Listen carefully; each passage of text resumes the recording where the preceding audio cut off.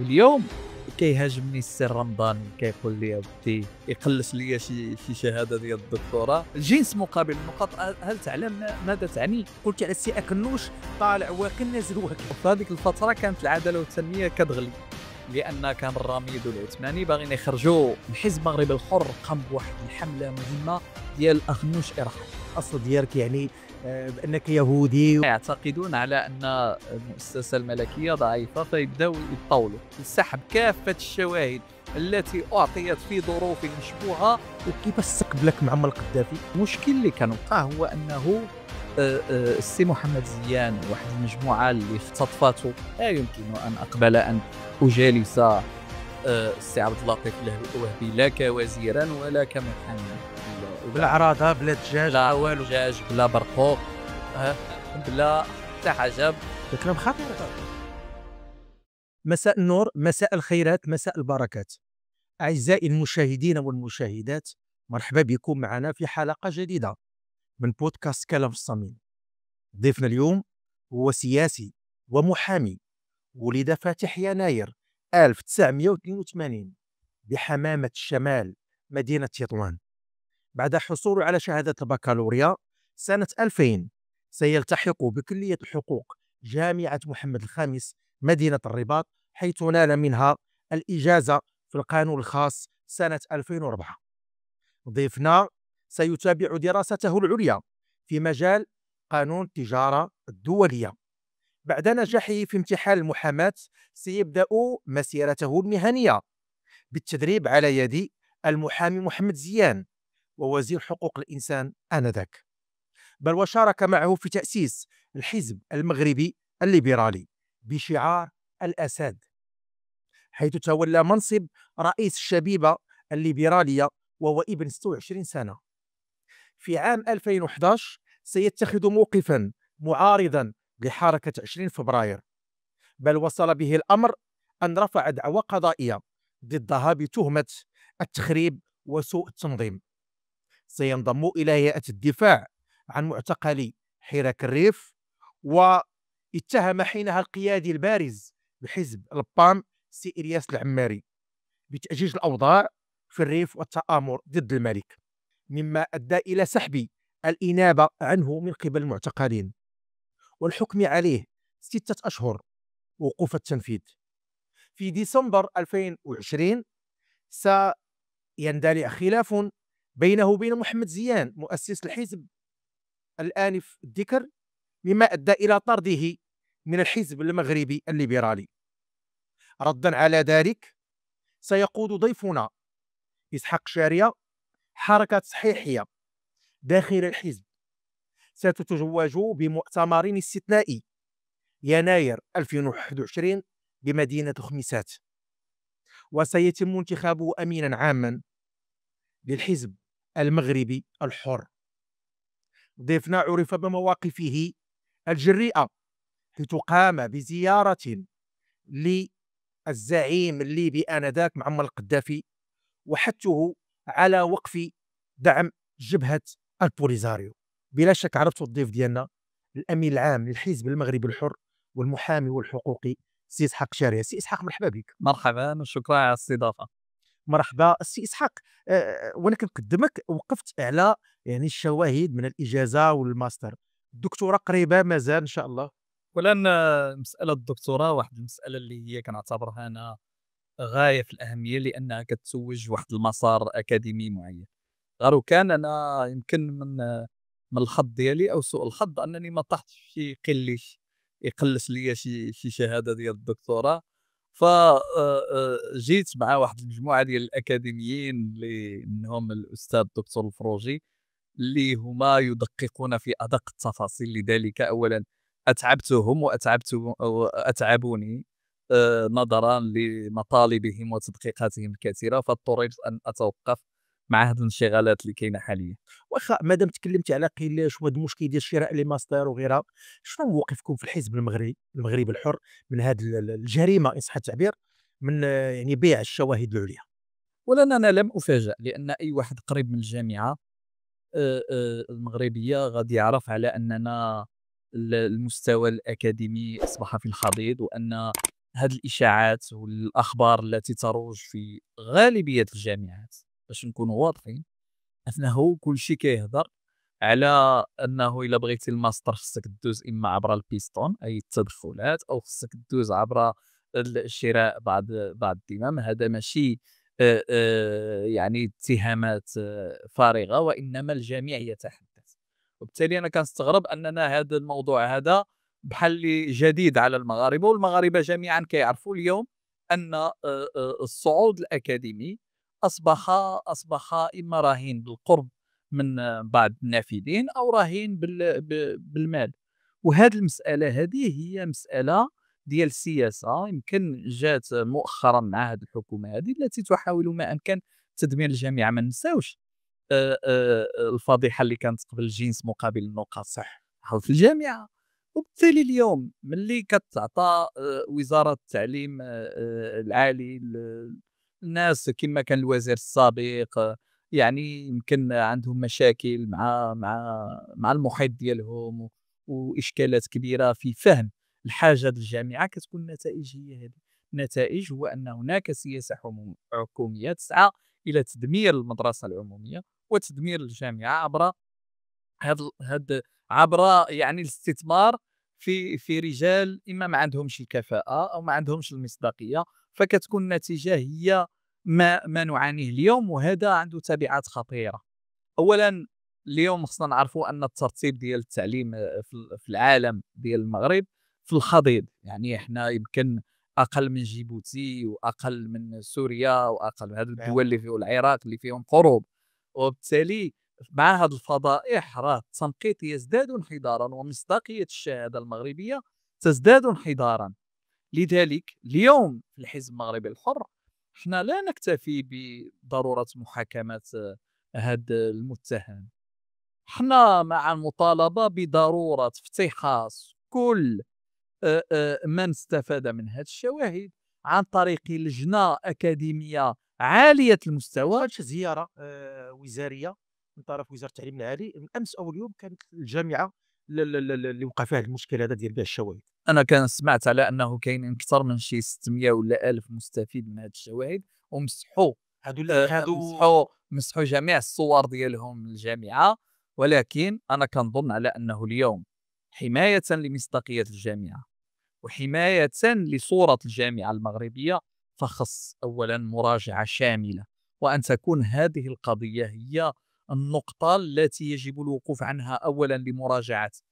اليوم كل واحد يتحدث. أنت سولتني علاش تعطلت اليوم.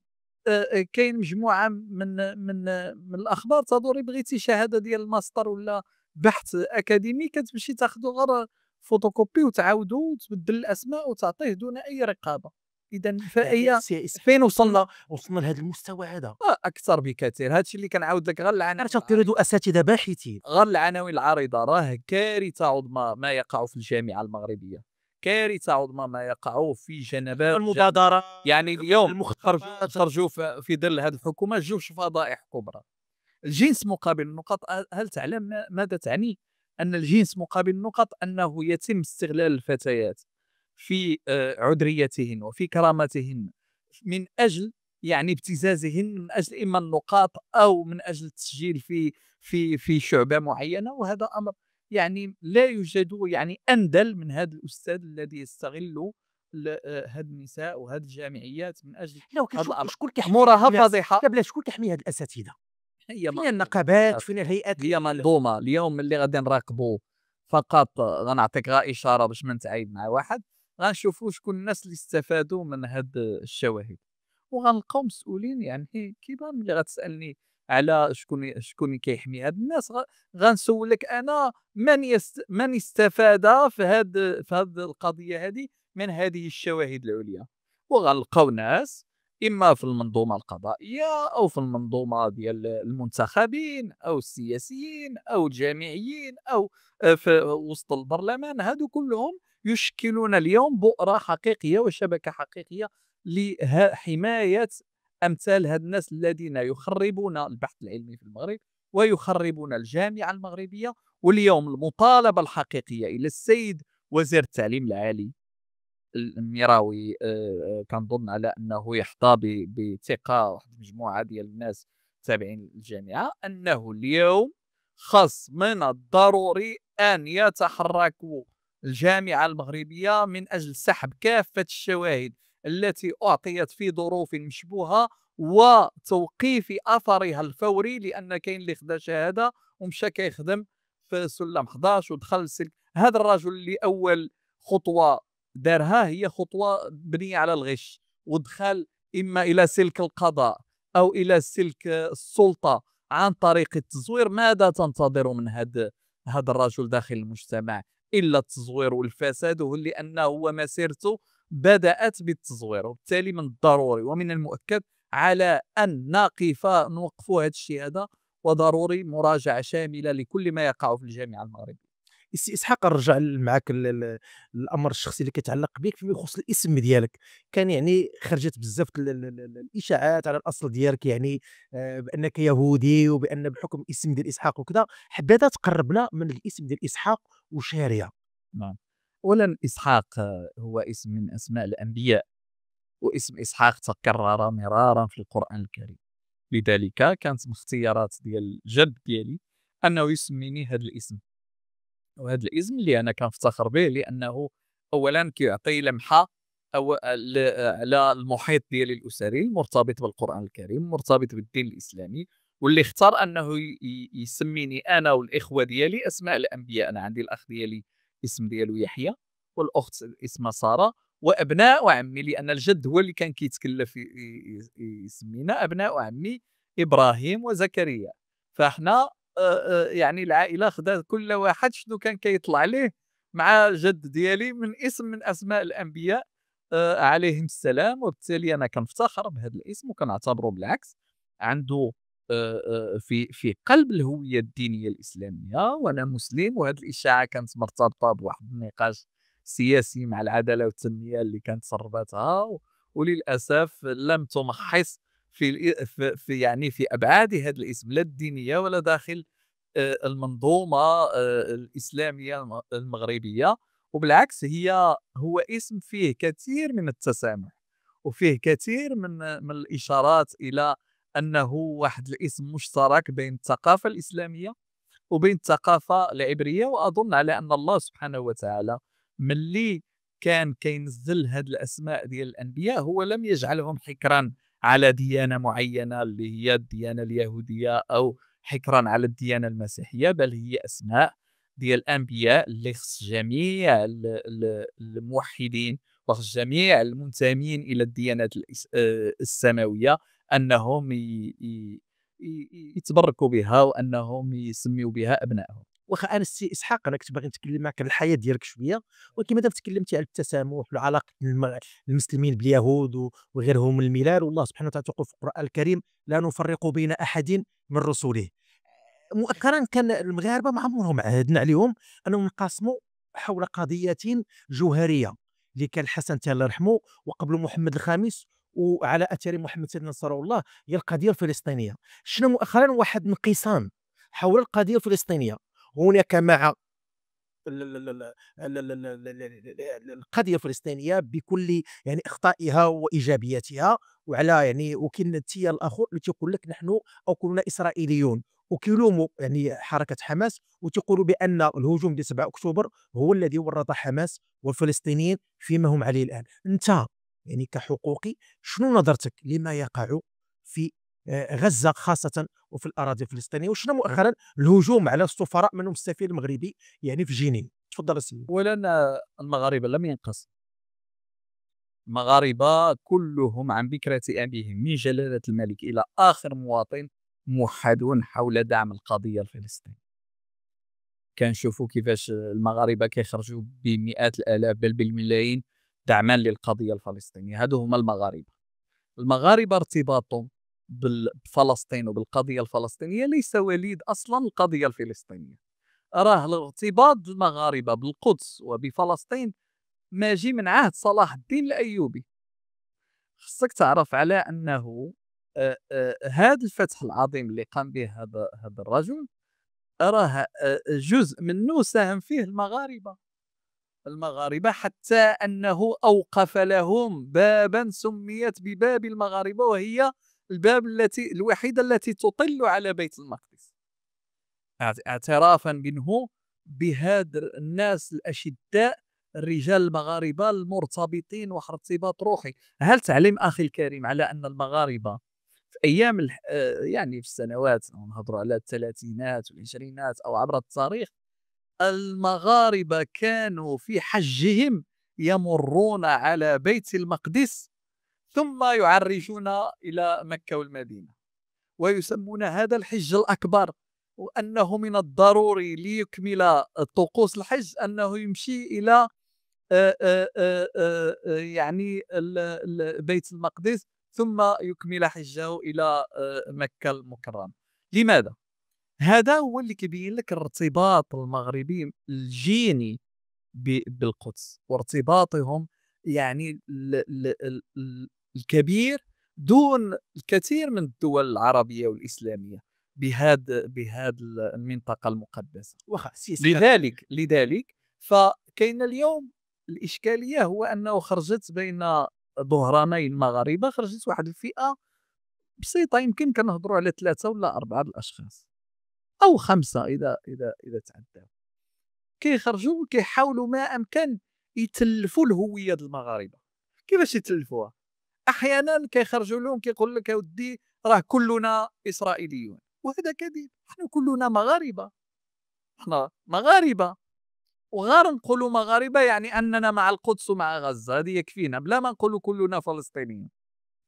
وهذا العمل الشنيع وهذه الجريمة التي ترقى إلى جريمة دعم الإرهاب، لأن اليوم ما يقع في غزة هو جريمة إرهابية وجريمة ضد الإنسانية باعتراف قرار ديال المحكمة الجنائية الدولية، وبالتالي ما اقترفه أصحاب كلنا إسرائيليون هو جريمة يعاقب عليها القانون لأنها تسمى بدعم الإرهاب. واليوم كيهاجمني السي الرمضاني كيقول لي ودي الصحفي السي رضوان هو من المجموعة ديال كلنا إسرائيليون، كيحاول ما أمكن أنه يهاجم كل واحد مع الطرح ديال أن المغرب يجب أن يبقى في امتداده الهوياتي وامتداده في محيطه العربي ومحيطه الإسلامي، لأن كيف يعقل أن نتخلى عن دعم مليار ونصف المليار مسلم؟ كيف يعقل اليوم السياسة التي يقوم بها هذه المجموعات كلنا إسرائيليون يسعون ما أمكن أولا أن يخلطوا هوية المغاربة باش المغربي ما يبقاش يعرف الهوية ديالو، ثانيا أن يعزلوه عن محيطه العربي والإسلامي. حنا عندنا واحد العرق خاص، حنا ماشي مع هادو، حنا عرق المغاربة بحال حنا طحنا من السماء. عرق المغاربة هو كما جاء في دستور المملكة المغربية، فيه الأمازيغي وفيه العربي وفيه الأندلسي وفيه هادو هما المغاربة، وبالتالي حنا عرقيا منتمين إلى هذا المحيط الكبير. فخصنا نعرفوا الأبعاد هذا الخطاب. هذا الخطاب الذي يسعى إلى عزل المغربي عن محيطه هو عزل تمهيدا لافتراسه من بعض القوى، لأن ملي نعزلوا المفترس والذئب، اش كيدير قبل ما كياكل ملي كيكون واحد المحيط ديال القطيع ديال الأغنام، كيعزلهم، كيحاول ما أمكن يعزل هذيك النعجة بوحدها. وأنا أخاف أن ما تقوم به هذه المجموعة هو سعي لعزل المغربي عن محيطه وعن هويته وعن يعني ثوابته اللي من بينها ثوابت القضية الفلسطينية. وأظن على أن جلالة الملك حفظه الله أكد مرارا وتكرارا على أنه القضية الفلسطينية هي ثابت من ثوابت القضايا الوطنية المغربية. السي إسحاق، كيفاش غتراودك فكرة أنك دير المحاماة وتكون محامي؟ أولا مهنة المحاماة هي واحد المهنة اللي كنت أحلم بها منذ الصغر، يعني أنا من الصغر ديالي كنت معروف بالشغب، لا في الحي ولا في المدرسة وكان هذا الشغب كيتلقى واحد الصرامة من طرف لا العائلة الأم اللي فيها قضاة ولا من العائلة الأب اللي فيها قضاة، فأنا في واحد العائلة قضائية بامتياز، يعني عائلة قانونية. ردة الفعل الوحيدة لمواجهة هاد القضاة العائلة هو أن تكون محاميا. فهي كانت منذ الصغر واحد الحلم اللي راودني منذ يعني نعومة الأظافر، لا في الابتدائي ولا في الإعدادي وأنا أحلم أن أكون محاميًا، لأن وسبحان الله أنا حتى كبرت عاد اكتشفت واحد المثل اللي كيقول على أن المحامي يولد محاميًا، ما القاضي فتصنعه الأيام، هذا مثل شهير. يعني الموهبة، الموهبة أن كتفرق. تكون محاميًا هي ليس فقط أن تكون طالب قانون. وإنما هي واحد الموهبة، هي واحد كيكون في الصغر أنك ما كتبغيش تشوف الظلم، أنك تمشي تدافع على ابن الحي ضد هذا واخا تكون العصا أحيانًا هي داك الاندفاعية في الدفاع عن الحق، داك الرغبة في أن تقف في وجه الظلم، هي التي تكوّن شخصية المحامي. أنت من أب وأم شماليين من تطوان جوج، نعم. ما فيكش نتينا وديك اللهجة ديال الشماليين. ولأن أنا ملي كنت كنقول نتينا أولًا أقولها بافتخار واعتزاز. إمم. ولكن أنا ملي جيت الرباط في عام 2000 ملي بديت كنقول نتينا كنشوفهم كيضحكوا عليا. كنتِ كتميّز على ف ف حنا العيّال حنا أسير. في الشمال يعني عندنا واحد الحساسية مفرطة من أن الرجل يكون أنثوي، فملي كيبداو يضحكوا في الجامعة يقولوا وهذا كلام مؤنث لأن كتجيهم يعني واحد الكلام يعني رقيق وهذا، فاضطررت اضطرارًا على أن أكتسب اللهجة الرباطية أو لهجة خليط ما بين الشمالية والرباطية حتى أخرج من الضيق ديال التنمر. السي إسحاق بعد توليك للأمانة العامة للحزب المغربي الليبرالي سابقًا، الحزب المغربي الحر حاليًا، شنو ضفتِ لهذا الحزب؟ واسمح لي يا سي إسحاق نكون معك شوية قوي، وأنه ما كنشوفوش يعني واحد التغيير أو واحد الوقع، واحد الإمباكت ديال الحزب على الواقع السياسي، لا في عهدك ولا في عهد السي محمد زياد، لا فرق كنلاحظوا، وهذا ماشي غير أنا، الكثير من المتتبعين للشأن السياسي. وإذا ما لاحظتيش الفرق غنكونوا فعلًا طحنا في إشكالية كبيرة، لأن الفرق ماجي من السؤال. شحال هادي كان ما اسموش الحزب المغربي الحر، كان اسمه حزب شخص فرج الله عنه، وبالتالي اليوم أولًا أهم إنجاز أنه تحول من حزب شخص إلى حزب. اليوم ما بقاش كاين في الوسط الإعلامي نقاش حول حزب إسحاق، لأنه فعلًا حاولنا ما أمكن أنه نطوّروه إلى مؤسسة تسمى بالحزب المغربي الحر. هاد المؤسسة باش حاولنا أننا نوصلوا لهاد الدرجة راه هو عمل نتيجة الديمقراطية الداخلية التي اعتمدناها، نتيجة إشراك جميع المناضلات والمناضلين في اتخاذ القرار، وهذا الشيء عطى الأكل ديالو يعني في ظرف 4 سنوات. أول حاجة الحزب استطاع أنه يتحدى الأحزاب أولًا لا الممثلة في البرلمان ولا الأحزاب العريقة المؤسسة في سنوات، وأنه يصبح حزب موجود في المشهد السياسي ويعارض بقوة حكومة عزيز أخنُّوش، وموجود بمواقف قوية في المعارضة، وهو اللي جعلك أنك تستضيفني ويستضيفوني واحد المجموعة ديال المواقع المحترمة، من بينها موقعكم المحترم. هذه نقطة. ثانيًا الحزب استطاع أنه يخلق مؤسسات مهمة تشتغل إلى جانبه، بالإضافة إلى قطاع المرأة وقطاع الشباب. اليوم عندنا واحد المؤسسة اللي هي مؤسسة الزاوية للفكر والتراث، التي تشتغل ليل نهار مؤسسة تهتم بالجانب السلوكي والجانب الأخلاقي وجانب تربية المناضل، واستطاعت أن تؤهل لنا مجموعة من المناضلين. الأنشطة الثقافية التي يقوم بها الحزب كل سنة. عندكم شي منبر إعلامي؟ طبعًا عندنا جريدة اللي هي جريدة التحرير المغربية، كاين كل سنة غالبية المفكرين المملكة كنستضفوهم والحزب أصبح منارة فكرية وثقافية، وهذا هو الدور الأساسي. بالإضافة إلى تأسيس أكثر من 40 تنسيقية، مؤسسة، وصلنا لأكثر من 4000 مناضل بالبطائق ديالهم يشاركون في البلاتفورم اللي دايرين الحزب.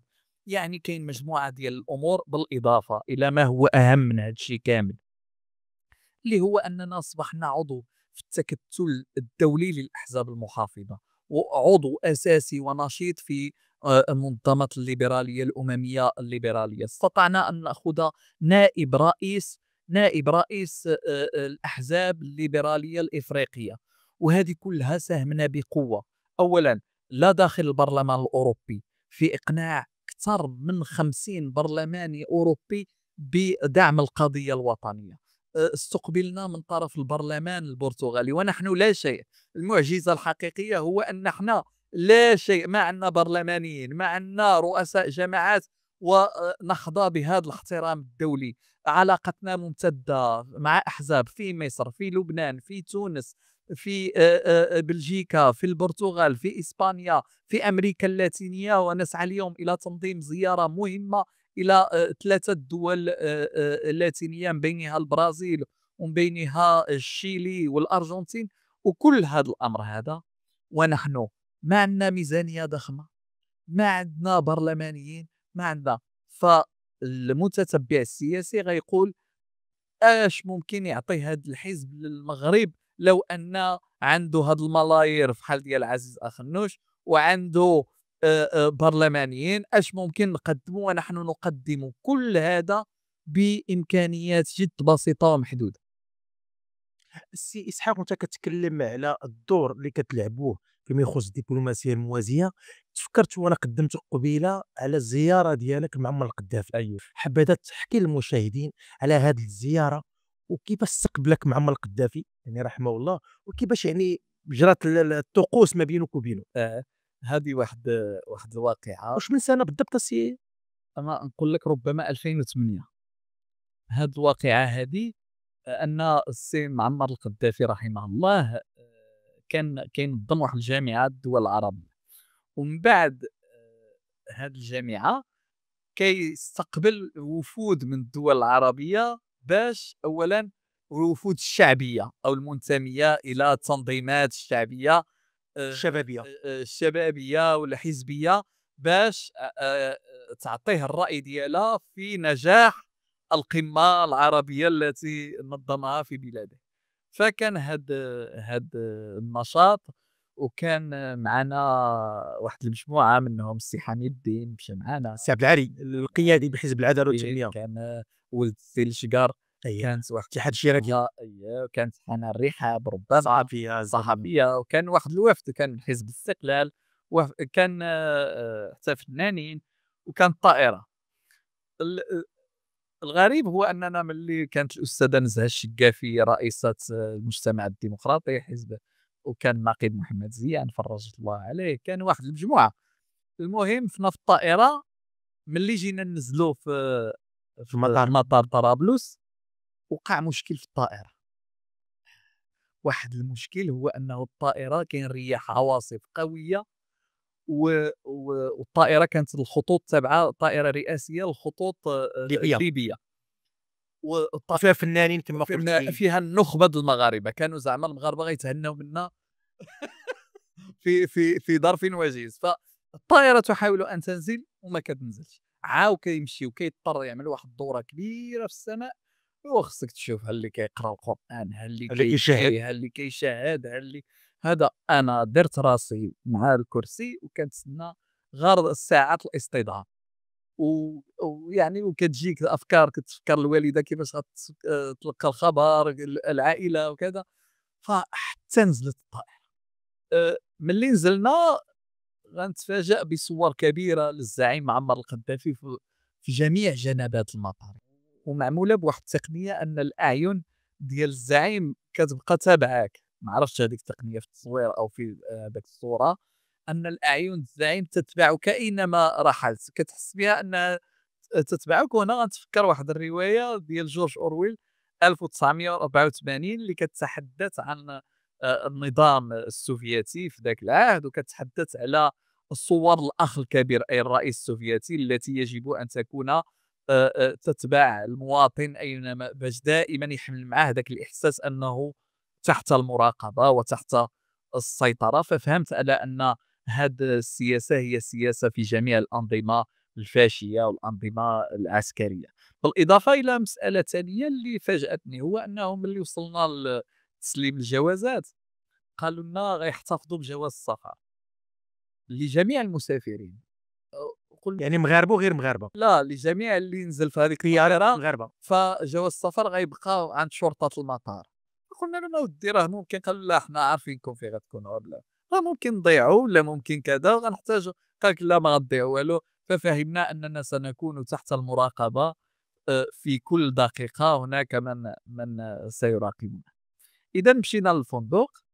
آآ صراحةً أنا فين ما كنمشي لشي بعض الدول العربية كنجي وكنحمد الله على بلادي، لأن واحد الإحساس ديال هذاك الضبط وهذاك الرقابة كتعطي واحد الإحساس ديال الخوف. الناس كنركبوا معاهم كنهضروا معاهم في التاكسي مثلًا غتسولو على الأجواء ما كيقدرش يجاوبك، كيقول لك أنا هضر معايا غير في الخضر والفواكه.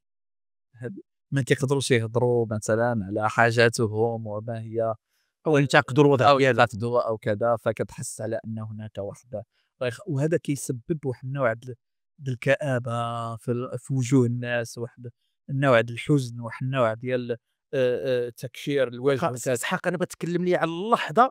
أييه. فالله غد ليه، الله غد ليه صافي قالوا الناس استعدوا غتمشيو عند الرئيس. ف وتكون هما الزعيم. الزعيم. فمشينا عند القصر. في ذاك النهار كنهضروا مع الأستاذ زيان، كلشي غادي يقدم له. كان حزب الاستقلال مشى قدم له واحد السرج ديال الخيل، المجموعة هداو له هدايا، إما طرف ديال الثوب أو كذا أو أي شيء، قلم كاين. وانتم فحنا قلنا بأنه ضروري أنه يكون عندنا موقف. فكان معنا واحد الكتيب جبناه سري مخبي، هو كتاب مذكرات عبد الله لماني، واحد المذكرات واحد المعتقل مغربي تعتقل في الجنوب في البوليساريو، اعتقلته جبهة البوليساريو. وخرج وجاء للمغرب وكتب مذكرات عبد الله لماني اسمها الرعب، كيحكي فيها على التعذيب وكيحكي فيها على الدور ديال ليبيا انذاك في الدعم ديال هذه الجبهه الانفصاليه، لا من حيث التسميه ولا من حيث الناحيه ديال اللوجستيك وكذا، وحتى من احيانا بعض الضباط ديالهم اللي كانوا كيشاركوا في التعذيب ديالو او كيشاركوا في الحضور للتداريب وكذا. فقلت انا ضروري ان يكون لي زعما موقف تاريخي، وانني نهضر مع الزعيم ونقول له يجب ان توقف هذا الدعم. مشيت. بداو الصف كيعطي الهدايا وكيهضروا مع هذا، وانا وصلت عنده وما كنتش مسجل في اللائحه الناس لان انا عاد اقتحمت البروتوكول. فقال لك لا كذا، في الاخر يقول لهم خليوه يدوز. انا ذاك الساعه شاب كنت 26 ولا 28 سنه. فأعطيته هذاك الكتاب وقلت له أستاذ نحن نأمل أن يكون كما كان لكم دور في تأسيس هذه الجبهة، راه أضرت يعني المغرب وكذا، وأضرت وحدة يمكن الاتحاد الإفريقي المغرب العربي، وبالتالي نأمل فيكم أنكم يعني تسحبوا هذا الدعم ديالكم. هو بطبعه جاني طويل القامه، ما عرفت علاش جاني ديك الاحساس. وعاد اكتشفت انه كيعمل واحد في الحذاء ديالو كيعمل واحد الكعب، فباش كيعطيه واحد الطول، وملي كتكون كتهضر معاه ما كيشوفش فيك، كيشوف السماء في السماء. فما عرفتش اولا واش سمعني ولا ما سمعنيش باش نكون واضح. ولكن الخطير اللي وقع هو انه ملي شد مني ديك الهديه غيعطيها لواحد المرافق ديالو، وصافي ورجعنا كل واحد قرا، كل واحد يجلس في المكان ديالو. بدا الزعيم كيعطي الخطاب ديالو. اولا قال هذه الهديه ديال هذا الخيمه عطاها لي جلاله الملك محمد السادس، وبدا كيهضر بكلام طيب صراحه على المغرب وهذا. ولكن طول هذيك المداخله كان هذاك المرافق اللي حداه كيقرا ديك الكتيب. هو كيتكلم والاخر كيقرا عنه ويقرا الكتاب. وانا كندعو الله ما يوصلش لديك الصفحه اللي كيقول فيها دور ليبيا وكيهضر بواحد الطريقه قاسيه على النظام الليبي. فكنقول يا ربي ما يوصلش لديك الصفحه. علاش؟ اولا لان كان الزعيم قداف كان يمكن له يتخذ اي قرار، مثلا ممكن يعتقل. فشنو غادي يوقع؟ مرت هذيك الجلسه بخير. حنا في المطار صافي اليوم الموالي غنرجعوا بحالنا للمغرب. اولا الوفد المغربي اصر على انه يرجع في الخطوط الملكيه المغربيه بالتجربه بالطائره، والرئيس معمر القذافي اصر على ان تكون العوده في الطائره الليبيه، فوقعت واحد الازمه وارتباك المطار. ولكن الا عقلتي قلت لك بانه بقوا الباسبورات في المطار، صح. رجعوا جميع الوفد الا الباسبور ديالي تعطل علاش؟ تقريبا. ما عرفتش. قراو هذيك الفقرة. يمكن بقى واحد الساعه، وهذاك حتى غنتفاجأ انه بدات البلبله في الوفد انه ما نرجعوش سيرجع معنا اسحاق وكذا. ولكن حتى واحد اللحظه غيتم استدعاء الشرطه المطار، وغيتم يعني تسليمي جواز السفر وارجاع هذاك الكتيب اللي كنت سلمت مع ردوا، ما بغاش ياخذوا. ردوا لي.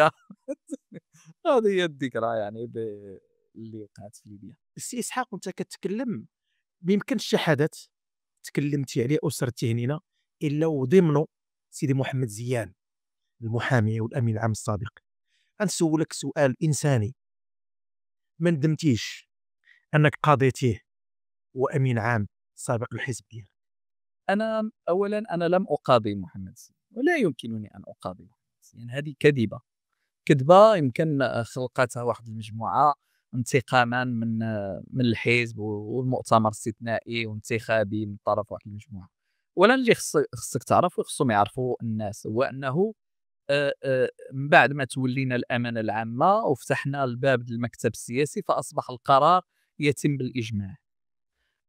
المشكل اللي كان وقع هو انه السي محمد زيان وواحد المجموعه اللي اختطفته بصريح العباره او اختطفت مواقفه النضاليه وحاولت تقحمه في واحد المجموعه ديال المشاكل، هي اوحت له بانه يبدا يقول بعد ما تولينا الامانه العامه على انه اسحاق شاريه خدا واحد المجموعه الدعم العمومي. هذه خرجت مع المهداوي، خدا الدعم العمومي وشرى به واحد المجموعه ديال العقارات. هذه ملي خرجت النيابه العامه بدات كتفتح تحقيق وفتحته معايا نادوا عليك. ونادوا عليا ونشوفوا هذا الدعم اللي توصلتي به وهذه العقارات اللي شريت. فحنا في وسط هذه المشاكل اللي تزامنت مع انتخابات 2021، المرشحين وقفوا على انهم يستمروا في الترشيح لان قال لك زيان المهداوي قالوا عليك بانك خديتي الدعم وحنا ما وصلنا والو، وبالتالي غادي نوقفوا دابا حتى نعرفوا الحقيقه. فاضطررنا امام هذا الوضع لان اليوم خصنا ما نشوفوش اليوم اشنو جرى، خصنا نشوفوا هذيك اللحظه. فهذيك اللحظه اضطررنا في اجتماع ديال المكتب السياسي اننا لقينا راسنا امام القضاء باتهامات كاذبه، ولقينا راسنا الحزب متوقف لان المناضلين كيطالبوا بالحقيقه، اننا نعطيو جميع الملفات الدعم للقضاء في حين اننا لم نتهم احدا. نزيدك حاجه اخرى اللي ما كيعرفوهاش المشاهدين، هو ان الشكايه ديالنا ما فيها حتى اتهام. الشكايه ماشي لاسحاق شاريه، هو قرار المكتب السياسي للحزب ماشي لاسحاق. ثالثا هاد الشكايه تنازلنا عليها، نتوما حنا تنازلنا عليها. رابعا نزيدك ان هاد الشكايه تم حفظها، حفظت من طرف النيابه العامه. وبالتالي من بعد هذا الشيء بسنوات، يعني من بعد ما تعتقل النقيب الاستاذ زيان فرج الله عليه في اشكال اخر، ماشي هذا الاشكال، في اشكال اخر يعني النزاع ديالو مع واحد الموكله ومع وزاره الداخليه ومع واحد المجموعه ديال المشاكل والاتهامات، كان معتقل.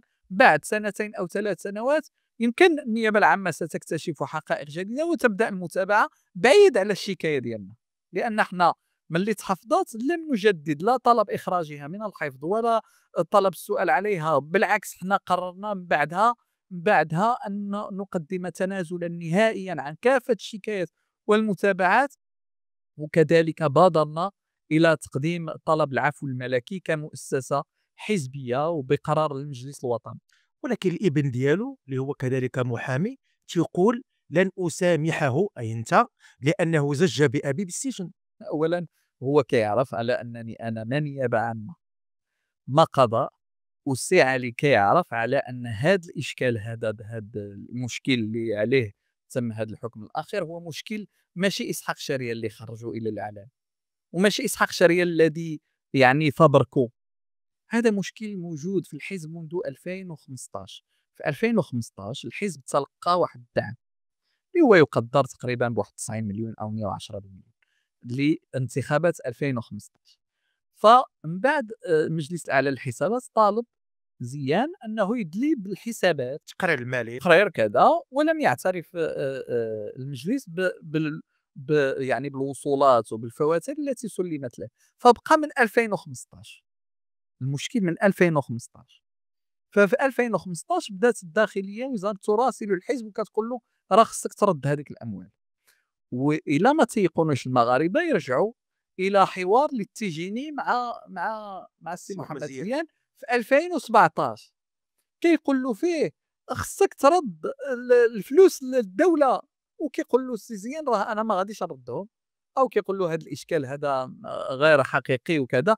فهذا الاشكال استمر في 2015 2016 2017 2018 2019، ووزاره الداخليه كتبعت كل سنه 2 أو 3 تذكيرات بضروره ارجاع هذه المبالغ. كنتي معاه انت في هذا الوقت هذا؟ ما كنت معاه، ولكن ماشي في التسيير المالي، كنت معاه في المكتب، علما انني استقلت في 2017 عاود رجعت في 2019. كانت واحد المجموعه د المشاكل، انا وسي زيان دائما في المشاكل، بحيث انه في المؤتمر 2017 ربما في المؤتمر عاود غادي نستقل تما فين بغيت نمشي للعداله والتنميه ولا هذا. كنت غتمشي لحزب العداله والتنميه؟ بلاتي لا لا بغيتي واش كنت غتمشي للعداله والتنميه؟ واش كانت بدافع ذاتي ولا كان استقطاب من حزب العداله والتنميه؟ لا لا ماشي في استقطاب صراحه. نقول لك الحقيقه ما جرى هو انه في المؤتمر 2017 المؤتمر الرابع غيتم التصويت عليا كامين عام من المؤتمرين، فوقع واحد التزوير وقع واحد يعني شي امور، فاحنا واحد مجموعه الشباب قررنا اننا نخرجوا. انت كتعرف هذيك الفتره كانت العداله والتنميه في اوجها، فاختاروا الشباب على انه يكلفوني ان افاوض السي عبد الاله بن كيران من اجل هذا الالتحاق، الا ان هذا الالتحاق عرف واحد التعثرات وقلنا على اننا نرجعوا الحزب ديالكم. نعم. السي اسحاق، غنبقاو في الشق السياسي. مؤخرا تم عقد او تنظيم المؤتمر التاسع لحزب العداله والتنميه اللي غينتج عليه تمديد ولايه اخرى للسي عبد الاله بن كيران. انت من خلال العلاقه ديالك بالسي عبد الاله بن كيران والمتابعه ديالك وانت كامين عام كذلك، كتشوف على انه السي عبد الاله بن كيران المرحله تقتضي يبقى في العداله والتنميه، ام انه كان يكون سيناريو اخر هو يعني منح الامانه العامه لشخص اخر داخل حزب العداله والتنميه؟ اولا انا شحال هذه زعما انا كانت كتربطني واحد العلاقه خاصه مع السي عبد الاله بن كيران، ماشي علاقه قرب، وانما احيانا نشترك في العديد من وجهات النظر. تصور على انه في ايام 20 فبراير كنت انا مازال شاب يعني حديث العهد في السياسه، انا اتخذت موقف ان اعارض هذه الحركه، وانا وواحد المجموعه بسيطه الشباب. فقلنا في هذيك الفتره كانت العداله والتنميه كتغلي، لان كان الرميد والعثماني باغيين يخرجوا مع الحركه، والسي عبد الاله باقي متردد، وبداو واحد الوثيقه ديال فانا قررت انني نمشي عند عبد الاله. اول لقاء ديالي معاه مشيت عنده، دقيت عليه، دخلت عنده للحزب، كنلقاه هو والسي باها رحمه الله. قلت له السي عبد الاله، قلت له واياكم تمشيو مع هذه الحركه، راه هذه الحركه كيقودوها واحد المجموعه ديال الشباب اللي اولا لا من ناحيه الهويه ولا المواقف راه متذبذبين، ما عندهمش شعارات يعني واضحه، التكوين، وحنا في واحد الامتداد يعني جماهيري عربي يمكن يؤدي بنا الى ما لا يحمد عقباه. وزيدون هاد الناس هادو يعني معروفين في واحد المجموعه ديال الاوساط، يعني ما يمكنش حزب عداله والتنميه يمشي مورا واحد الشباب باقي يلاه يتاثروا بما يقع في مصر وتونس، وحنا المغرب معروف في التاريخ انه هو الذي يؤثر. وهو يقول في ذاك الساعه يمكن كان السي باها في شي غرفه، السي باها اجي اسمع هاد الناس كيقولوا كذا. ومن ثم غيتاخذ السي عبد الاله يمكن موقف اكثر صرامه مع هذه الحركه هذه، ومن ثم النجوميه ديال عبد الاله غتزيد تسطع، لانه استطاع ان يوافق. وهذه كانت من النقط الاساسيه التي كنت اشاركها معه، ان يوافق ما بين ضروره الاصلاح وضروره اتخاذ موقف معارض للمس باستقرار المملكه.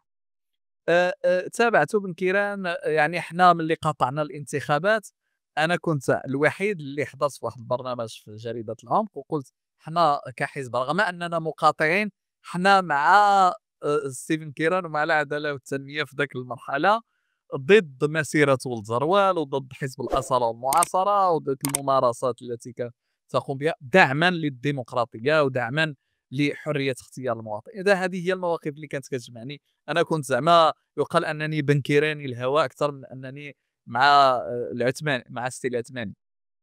وبالتالي اليوم أظن على أن هذا اختيار حر ديال العدالة والتنمية ما يمكنليش نعطي فيها رأي لأن كيبقى شأن داخلي. ولو أني إلا نعطيك شي حاجة أنا كنت كنتمنى السي بوانو سابلا. سي عبد الله بوانو اللي كنعتبره اليوم يقوم بعمل كبير في المعارضة وعمل مهم. وبالتالي أنا كنت كنظن على أنه كنت كنقول للإخوان في الحزب على أنه إلا طلع السي بوانو غيكون موقفنا حنا كحزب في المعارضة راه السي بوانو غياخذ الإشعاع. ولكن اختار الحزب السي عبد الإله بن كيران.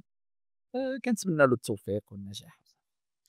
الوحيدة عدم استدعائكم أو عدم حضوركم المؤتمر، علاش؟ وكانت علاقة طيبة بينكم وبين العدالة والتنمية وكتقول دابا كاين روابط كاين. نعم أنا يمكن السي عبد الإله بن كيران أنا وذلك في ماذا السي عزيز أخنوش. أنا مؤخرا أنا والسي عبد الإله يمكن كاين واحد الفتور. هذا الفتور يمكن ناتج على أولا بعض الخرجات ديالي في الأول. إلا عقلتي في بداية الولاية الانتخابية بعزيز أخنوش الحزب المغربي الحر قام بواحد الحملة مهمة ديال أخنوش ارحل. اللي كان بن كيران والحزب. هذيك حنا اعتبرنا انه لعبنا فيها واحد الدور كبير لا في وسائل التواصل ولا في الخلايا ديال الحزب المغربي الحر على وسائل التواصل ومواقع التواصل الاجتماعي. وحاولنا اننا نقودوا هذيك الحمله ديال اخنوش ارحل. تفاجأنا مفاجأة فعلا صادمة أن السي عبد الإله بن كيران كيقول لا ما خصوش يرحل خصو يبقى. كيف يعقل أن حزب المعارضة وفجأة ما عجباتوش هذه الحملة ديال أخنوش ارحل فقط لأن الحزب المغربي الحر حزب بسيط حزب صغير الآن يقودها واحد المجموعة الشباب يقود هذه الحملة القوية للمغاربة. يعني تصور أنه المغاربة كانوا تصدموا في الشهر الأول الولاية كيف أن ثمن المازوت ضعف في حين أنه الثمن ديالو في الأسواق العالمية كان جد منخفض. فاكتشفوا على أن هذا الرجل الذي يقود الحكومة فيه واحد مسألة مهمة اللي هي تضارب المصالح ويستغلها من أجل الضرب على جيوب المغاربة. فاحنا قدنا هذيك المرحلة ديال المطالبة بخفض الأسعار تحديد أسعار المحروقات ورحيل هذا الرجل لأنه يشكل خطرا ما. اليوم مرحبا بالسي عبد الإله بن كيران لأنه عاد فاق ورجع إلى الصف المعارضة القوية والآن يطالبه بالرحيل. إذا فين كنت يا سي عبد الإله من النهار الأول؟ ويمكن نتسناو كاينه هذه الحزازة في العلاقة مع السي عبد. في تصريح ليك قلتي هناك تطاول على المؤسسة الملكية. ألا ترى أنك بكلامك هذا أستاذ الفاضل تنقص من المؤسسة الملكية وبحال اللي كتعتبرها مؤسسة ضعيفة ملي كتقول هذا الكلام هذا هناك تطاول على المؤسسة الملكية؟ لا لا بالعكس المؤسسة الملكية ماشي ضعيفة. المؤسسة الملكية قوية جدا غير أن المؤسسة الملكية مترفعة عن صغائر الأمور مترفعة عن الابتذال. كتحاول كانت تبقى لأنها ملكية من أقدم الملكيات في العالم فكتبقى دائما في واحد المستوى عالي لا في الخطاب ولا من الجدال ولا من عدم الخوض في هذه سفائف الأمور.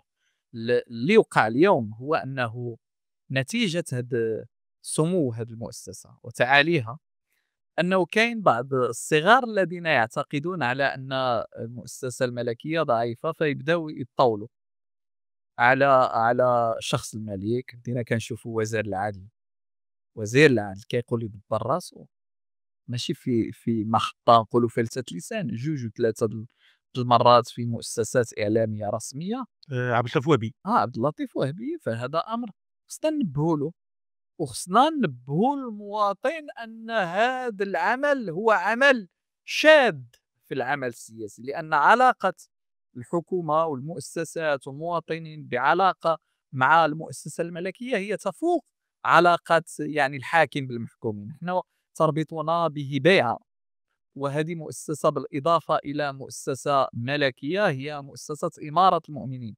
وبالتالي حنا غير الفقيه في الحومة كنعاملوه بواحد الاحترام، حنا غير شيخ الزاوية كنعاملوه بواحد التقدير. فبأحرى بأمير المؤمنين اللي خاص ملي تكون كتستحضر إما مواقفه أو قراراته أو أي قرار من قرار ديالو خصو يكون بواحد الشكل الاحترام. وهذا الشيء ما عنده علاقة لا بالنقاش الديمقراطي ولا، لأن الاحترام والأدب في الحوار هذه من الأمور اللي المغاربة تربوا عليها منذ قرون، وفي كيف نعامل الأب والفقيه والشيخ وكذا. فهاد الأمور هذه اللي كاينة جهات منها هاد كلنا إسرائيليون، ومنها واحد المجموعة د الناس اللي كتعتقد راسها أنها عندها واحد القوة خارقة، فكتحاول ما أمكن تلعب على نقطة هاد الرمزية لإسقاط صورة الاحترام اللي عندنا إلى المؤسسة الملكية. وبعدها سيسهل اختراق هذه المؤسسة، وسيسهل بعدها أنها ملي كنحيدوا الرمزية لشي مؤسسة، فذاك الساعة كما حيدنا الرمزية للمعلم، وحيدنا الرمزية للأستاذ، وحيدنا الرمزية للأسرة، وحيدنا الرمزية للفقيه، وحيدنا القدوة، فذاك الساعة صافي كتولي سهلة على أنها نحيدوها نهائيا. وهذا هو الخطر، وهذا ما جعلنا نقف إلى التنبيه إليه. وهذا لا يعني أننا نطالب باعتقال كل من تطاول، لا بالعكس، وإنما نطالب على أن يكون الحوار الذي يستحضر مؤسسة إمارة المؤمنين فيه واحد النوع د الرقي في الخطاب. على غرار ذكر السي عبد اللطيف وهبي، يعني وانت محامي، حضرتي المؤتمر الاخير ياك استاذ لا، ديال ما حضرتيش؟ كان قال واحد الكلمه اللي اثرت على المغاربه بزاف، وربما الكثير راى فيها انه يتودد المحامون. قال لهم انا منكم وانتم مني. أنا ما مني ما منه، ياك. وصحنا محامي. لا، لا يمكن أن أقبل أن أجالس السي عبد اللطيف الوهبي لا كوزيرا ولا كمحاميا، لأنه ما فعله بهذه المهنة خطير جدا. آه، أول خرجة أنه اتهم جميع المحامين بعدم أداء الضرائب. هذه ستبقى وصمة تلاحق هذا الوزير مدى الحياة.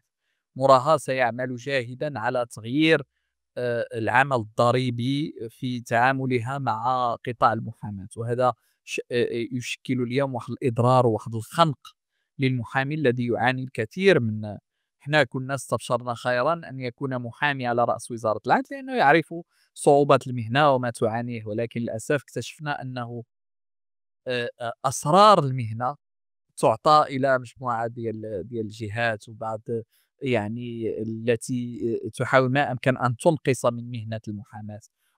وتصدمنا على أن المحامي عبد اللطيف الوهبي هو أول من يرفع معول الهدم في هذه المهنة، بالإضافة إلى اليوم قانون المهنة الذي يحضر، والذي أخاف أن يكون يعني ضربة أخرى من الضربات المتوالية. ما نساوش مباريات المحاماة وما يعني صاحبها من فضائح. الآلاف ديال المحامين يتم ضخهم في مهنة تعاني الكثير، علما أنني من الناس اللي كيطالبوا بانفتاح المهنة، غير أنه الانفتاح يجب أن يكون مع توسيع آلية العمل، مع حماية أكثر، مع حصانة أكثر، مع يعني تمكين المحامي من مجالات أخرى من مجالات الاشتغال. هذا الشيء الذي لم نلاحظه، بالإضافة إلى طريقة التعامل مع الزملاء ومع السادة النقباء، هي فيها واحد الكثير من يعني التهكم وقلة الأدب مع السادة النقباء الذين نجلهم ونحترمهم. وبالتالي أنا ما يمكن لي نعتبر إلا أن السي وهبي أخطأ كثيرا في حق المهنة، وآخرها قانون المسطرة الجنائية. يعني هذه الأيام كلها كانت كلها أتصفح هذا القانون اللي هو من القوانين التي سيشرف عليها هذا الوزير. يعني خطير ما قام به تجاه المحامون. يعني المحامي أصبح لا دور له داخل في المحاكمة الجنائية. ضعيف جدا. وبالتالي اليوم انا غير الجمله الاولى ما لقيتهاش في القانون، قلت يا ربي الله يلطف بنا، هو انه كانت في القوانين الاخرى وفي قوانين العالم. المتهم بريء حتى تثبت ادانته. هذه قرينه تقام كلشي عليها، حافظها. قامت عليها، طاحت عليها ارواح في الثوره الفرنسيه، ويعني هذه قرينه يعني من قرائن المحاكمه العادله، ما لقيتهاش في الماده الاولى في التعديلات، وكانها محيات. أنا غير شفت هذه صافي القلب ديالي وقع. ثم بدأت أتساءل عن أي دور للمحامي في المحاكمة الجنائية من بداية البحث التمهيدي، يعني ملي يشدوا شي واحد النهار الأولي حتى المحاكمة. كل ما حاولنا أننا ندعموا دور المحامي كل ما كنزيدوا في المحاكمة العادلة، وكل ما ضعفنا له الأدوار ديالو كل ما سلطة الاتهام هي النيابة العامة غتكون أقوى، وبالتالي إمكانية الخطأ أكبر، وبالتالي إمكانية أن يظلم أحد أكبر وأكبر، وبالتالي إمكانية صعوبة إخراجه من هذه المظلمة تكون أصعب. وبالتالي ملي كنحيدوا الدور ديال المحامي في المسطرة الجنائية، بلا ما نكملوا القراية النصوص الأخرى، لأن صافي فقدت المحاكمة العادلة، وهذا ما أخاف فعلا على المغاربة أن يعانوه مع مسطرات السي عبد اللطيف وهبي، بالإضافة إلى القوانين الأخرى التي أشرف عليها، بينها مدونة الأسرة اللي هذه الأيام سكت نتيجة معارضة القوية للحزب المغربي الحر لهذه علاش سكت المدونة. أستاذ؟ الأمور خدامة، دار اللجنة، استقبل جمعيات المجتمع المدني، استقبل أحزاب سياسية قدموا العرائض ديالهم. قبل واجتري معاييرهم عفوا. هذا الشيء قبل اجتماع جلالة الملك مع اللجنة في صياغة المدونة، ولكن بعد ما خرج السي وهبي وناقض ما تم الاتفاق عليه في هذا الاجتماع الذي ترأسه جلالة الملك، والمغاربة انتفضوا، فقال لك اودي دابا يمكن انتخابات، وهذاك السي اسحاق والحزب المغربي الحر ما يخليوناش غيفضحونا، فيستحسن اننا نخليوها حتى الدخول السياسي المقبل. لهذا فانا اوجه رساله الى المغاربه والا كل من يتابع هذا البرنامج، راه ردوا بالكم هذيك مدونات الاسره راه ماشي نساوها، وماشي غار غيحيدوها نهائيا، راه هذيك فقط خطه حتى يرجعوا الى الحكومه المقبله، عاد غيبداو بها الدخول السياسي. واخا بعدا ما كنتكلموا على السي وهبي، ما كاينش شي مغربي ولا شي مواطن مغربي ولا مواطنه ما سمعش او ما تابعش ما يقع بينه وبين الصحفي حميد المهداوي. انت كمحامي كحقوقي، هذا اول حاجه. ما عمري شفتك يعني كتآزر حميد المهداوي في الوقت اللي كنشوف حميد المهداوي كتحضر معاه في البرامج ديالو في الخرجات ديالو. بالعكس انا محامي حميد المهداوي، ياك طبعا محامي ديالو، ويعني ومسجل المؤازرة ديالي معاه في جميع القضايا التي يعني تلاحقه، ويكون عندي الشرف أنني ننوب على صحفي. بالعكس هذا إيمان مطلق في أنني يعني أدافع على كافة الصحفيين. أحيانا يمكن ما نكونش حاضر لأن السي حميد تبارك الله كيجيو له عشرات المحاميين ومن خيرات المحامين بالمغرب، ولكن هذا لا يمنع أنني محاميه مسجل بصفة رسمية كمحامي حميد. اللي وقع له مع السي وهبي راه يمكن حتى انا وقع لي، راه وهبي تشكى بيا انا، وتشكى بالطوجني، وتشكى وزين. لا تشكى لا بالطوجني وزين حميد، ثلاثه شكايات. وحققت معايا يعني الشرطه القضائيه في شكايه السي عبد اللطيف وهبي، ولحد الساعه الحمد لله باقي ما كاين حتى شي قرار ضدي. ما كيتسناني ندير شي زبله اخرى ولا نهضر عليه ولا هذا باش يضر. اما داك الشيء مؤسف، مؤسف جدا، لان يمكن باقي في المغرب حنا ما وصلنا لواحد الدور اساسي الذي يقوم به السياسي. السياسي عنده واحد الدور مهم جدا، الا وهو امتصاص غضب الشارع. ملي كترضى تكون في موقع سياسي فخصك ترضى ان الصحفي يلاحقك في حياتك العامة وما تقوم به، بل حتى في حياتك الخاصة، لأن أنت ارتضيت أن تكون وزيرا، فخصك تكون بحال الجاج صافي من الخارج ومن الداخل. ما يمكنش تكون كتدعو الناس إلى أن يؤدوا الضرائب وأنت لا تؤدي الضرائب. هذا الوزير وهبي. لا، أي مسؤول سياسي ما يمكنش تقول للناس ما تقولوش الكلام النابي وأنت تقول الكلام النابي. إذا المسؤول السياسي خصو يكون هو مرآة حقيقية للقوانين والقرارات التي يقوم بها. وبالتالي خصنا نعرفوا اليوم هذا هو الدور السياسي. الدور هو كيمتص غضب المواطنين بالسياسات العمومية. شوفوا في أوروبا كيف أن رؤساء الدول الوزراء كيرميو عليهم البيض كهذا، علاش ما كيدعيوهمش وكيدخلوهم الحبس؟ لأن الدور السياسي هو امتصاص غضب الناس، هو أنه يمشي عندهم ويخليهم يقولوا اللي بغاو ويقولوا. هذا هو السياسي الناجح. أما ملي كتبقى أنت كعضو في السلطة التنفيذية ووزير العدل كتمشي عند صحفي، يعني صحفي بسيط كيقوم بالدور ديالو الرقابي في إطار السلطة الخامسة أو السادسة اللي هي سلطة الصحافة، وكينتقدك فيضيق صدرك وتمشي تطالب له. أو حتى أنك إذا عمك الله، واخا أنا ضد أن يقاضي المسؤول الصحفي، إذا عمك الله كطلب درهم رمزي وكتمشي في إطار قانون الصحافة والنشر. ماشي تحاول أنك تعدم صحفي عنده أبناءه وعنده أسرته ولم يقل شيئا في هذيك التصريحات ديالو، ما قام إلا بدوره. الصحفي استقصائي، يسأل، ينتقد، يقوم بدوره. يعني ايش قام به حميد؟ قام لا شيء. قام بدوره كصحفي ليفاجأ أن الرجل يطالب بمليار. ولذلك فأنا يعني اليوم أجدد دعوتي أنه من الضروري للعقلاء أن يتدخلوا.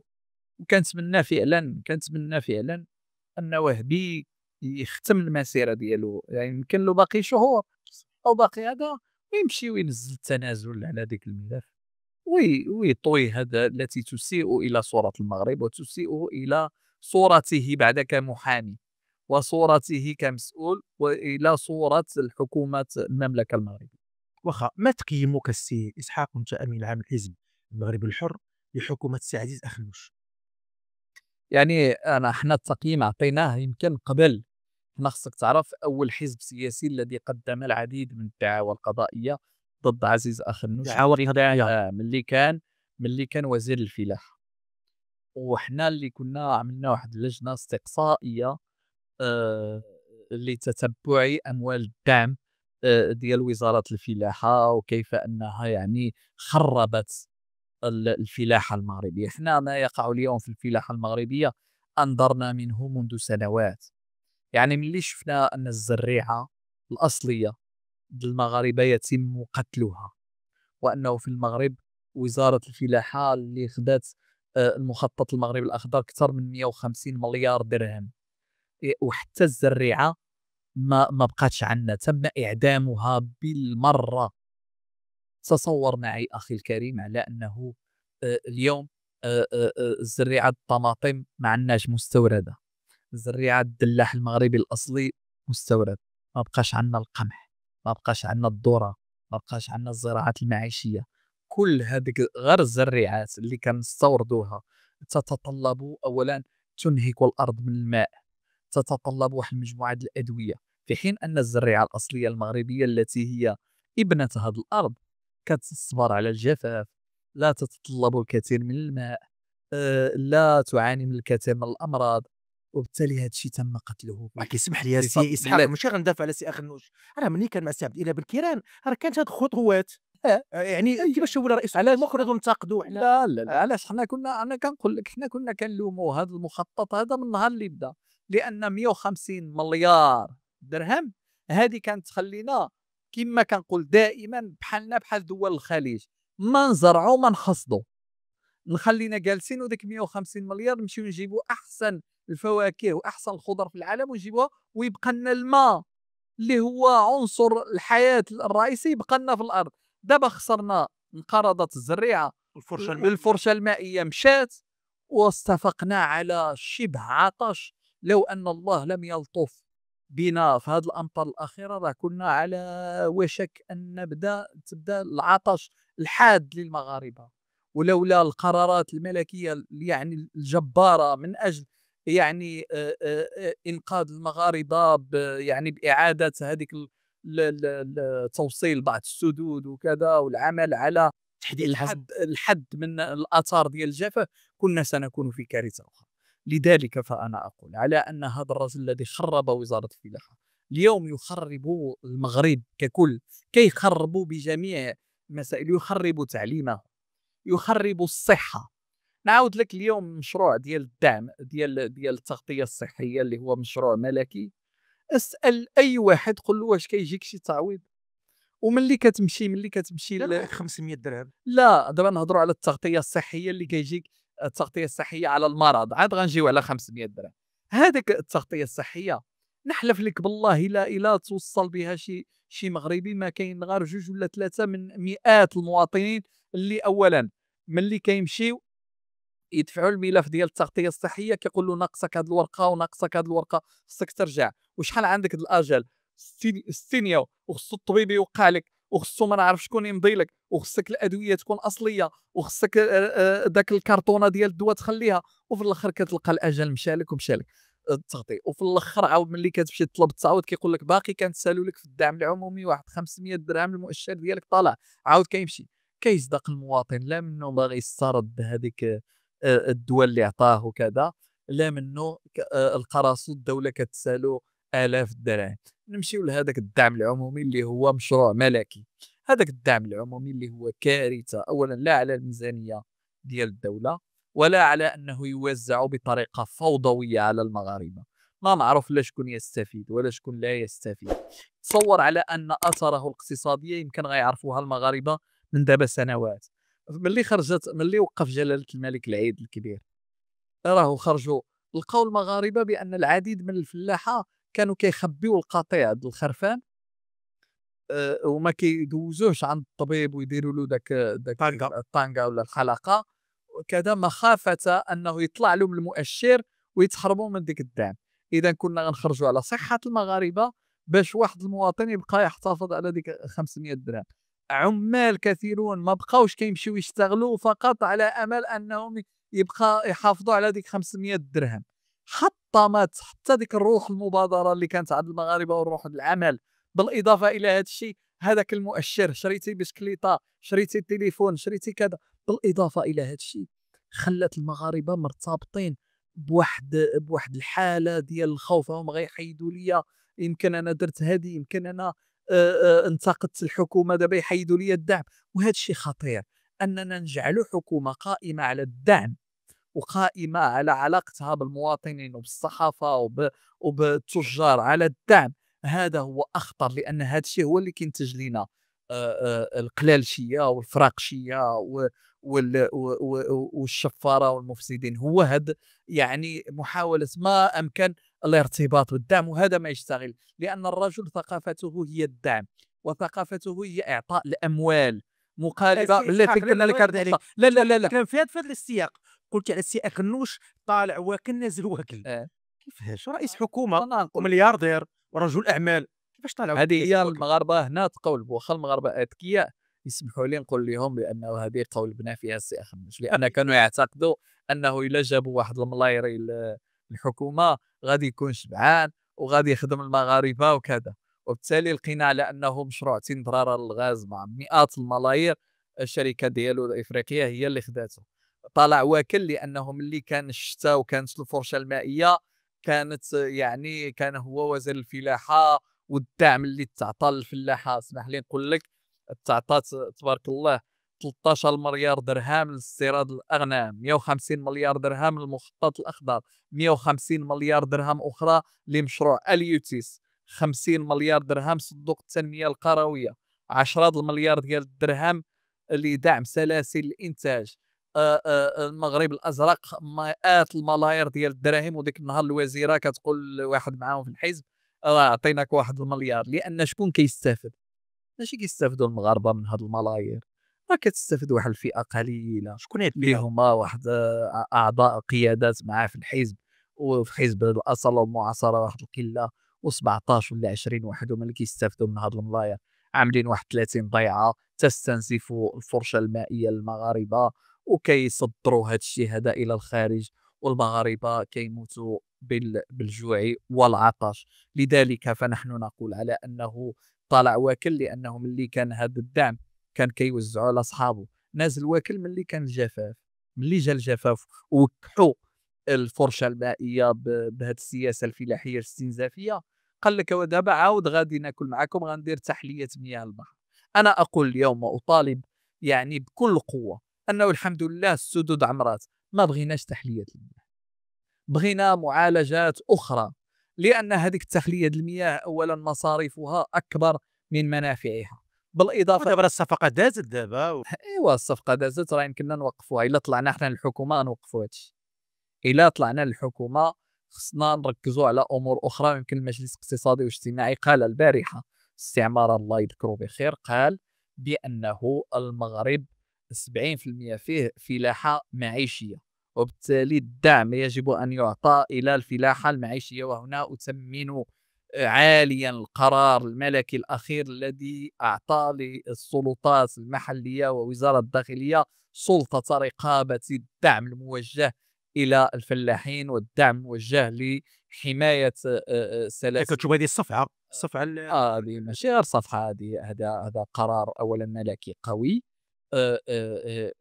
كنظن على أنه في الوقت المناسب اللي كان فيه يتم استغلال هذا الدعم من أجل تحضير الانتخابات المقبلة وتوجيهه إلى بعض الأعيان في بعض المناطق استعدادا منهم للانتخابات وشراء ولاءات في العديد من المناطق. وبالتالي اليوم وزارة الداخلية مطالبة على أن تراقب هذا الدعم وتتابعه حماية للفلاحة المغربية وللإنتاج ورؤوس الأغنام المغاربة، وحماية لاستغلال القرار السيادي المغربي أن فلوس الدولة تمشي بكل استقلالية، ماشي فلوس آخر النوش يوزعها كما.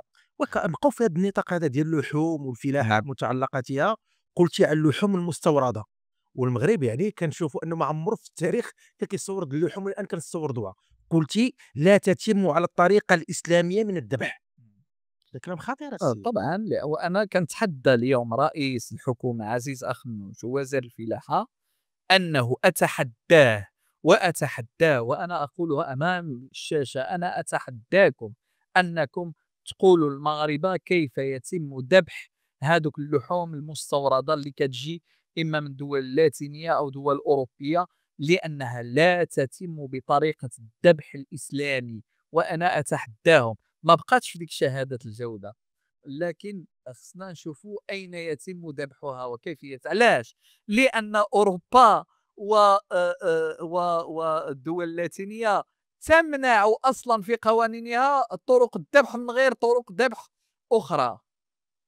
قوانينها تفرض الذبح أن يكون بطرق أخرى، إما بضربة في الرأس أو بالصدام أو بالتيار الكهربائي. وبالتالي أنا متأكد، هذا علاش المغاربة كيتشكوا من المذاق مؤخرا بهذه اللحوم، وكيجيهم ماشي بنين لأنه حرام. هو لا ما مسميش عليها الله، يمكن ملي كيدخل المغرب عاد كيسميو عليها من على برا، ولكن أن يتم الذبح عند جزار مسلم فهذا غير واقع نهائي. مؤخرا برز واحد التكتل اللي سعيتي ليه انت ورفقه الامين العام لحزب الحركه الشعبيه السي محمد اوزين، وكذلك السي البقالي الامين العام للحزب الوطني الديمقراطي.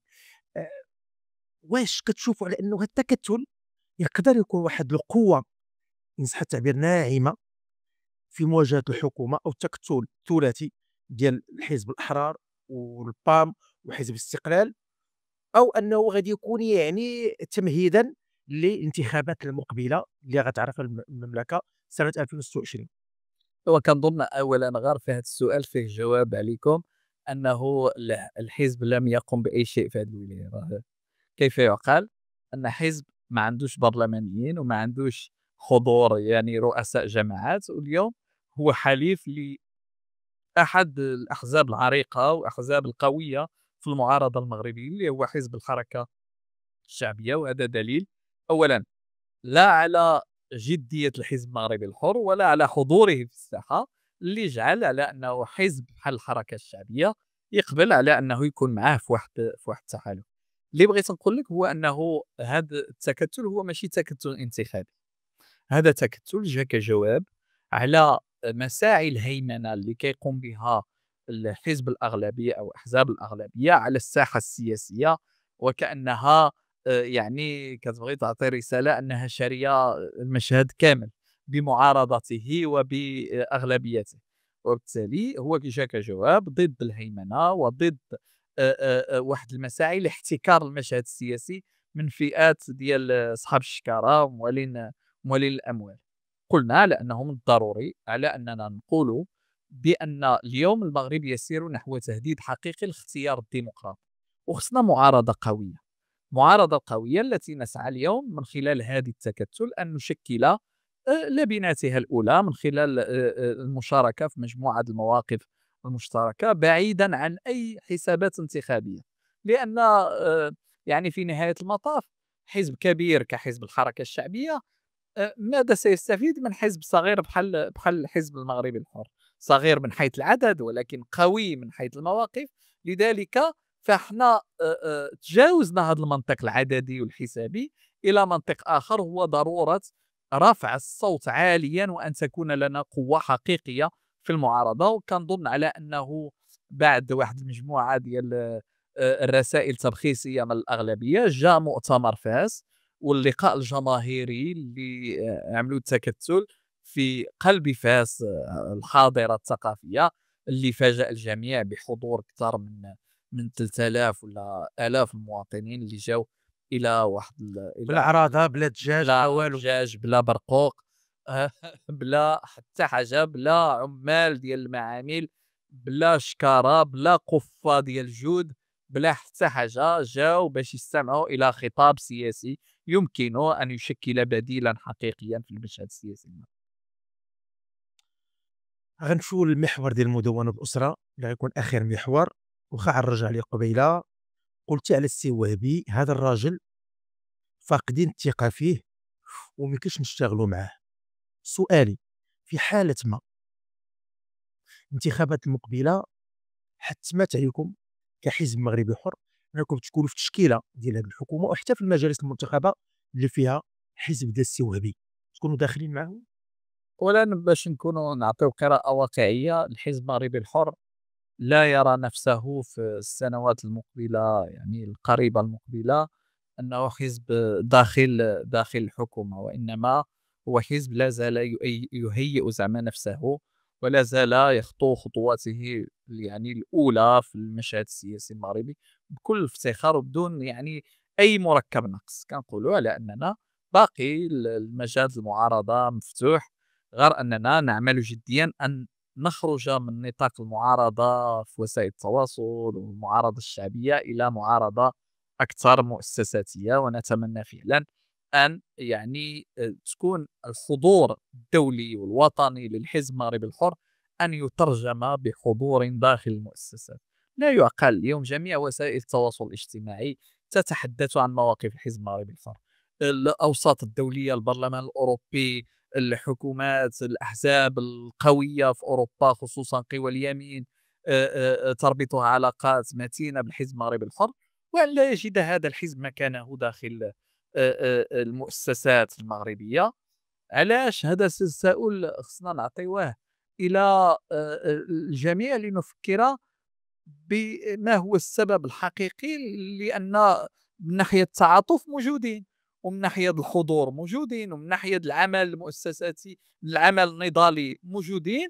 فماذا يقع؟ الذي يقع ببساطة هو طغيان المال على المشهد السياسي، وهذا يعني ما نسعى إلى محاربته ومواجهته. لذلك أقول فاحنا مستقبلا باقي أمامنا عمل قوي، ولا نرى أنفسنا إلى جانب السي عبد اللطيف وهبي ولا الأصالة والمعاصرة، غير أنه إلى نهضروا بمنطق يعني الخيال ومنطق الممكن، أنه إذا جابتنا الظروف فأنا يعني إذا كاينة أرضية للعمل مع أي حزب سياسي، لأن بقينا ولا كرهنا احنا مغاربة، تكون وفق مرجعية المغاربة وتكون وفق ما يؤمن به المغاربة وأساسها المرجعية الدينية ومؤسسة إمارة المؤمنين، فنحن نستطيع أن نشتغل مع الجميع.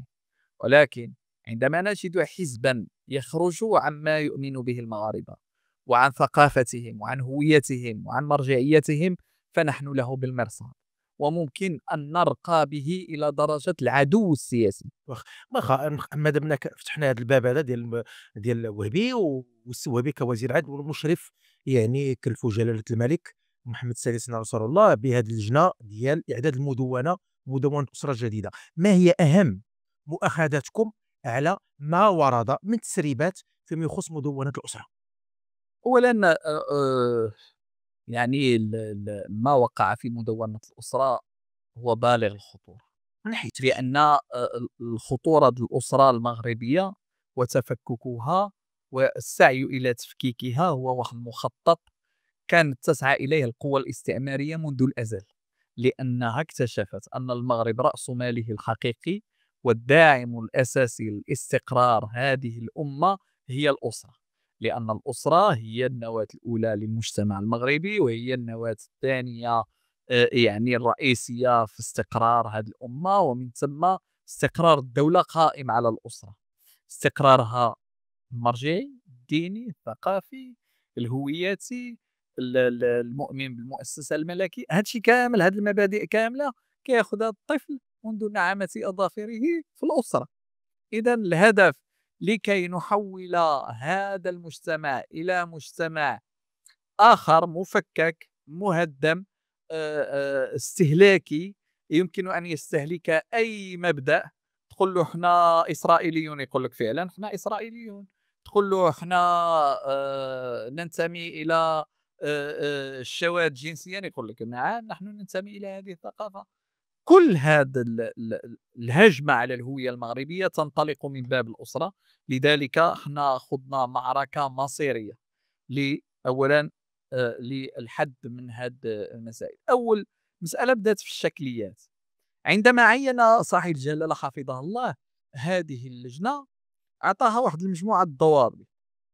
الضابط الأول عدم تحليل الحرام وعدم تحريم الحلال، هذه قالها في خطاب العرش وقالها في الرسالة وأكد عليها مرارا وتكرارا. ثانيا أن نخرج أن يعني هذه المدونة أن تقف على الاختلالات التي عرفتها المدونة السابقة 2004. ما هي الاختلالات؟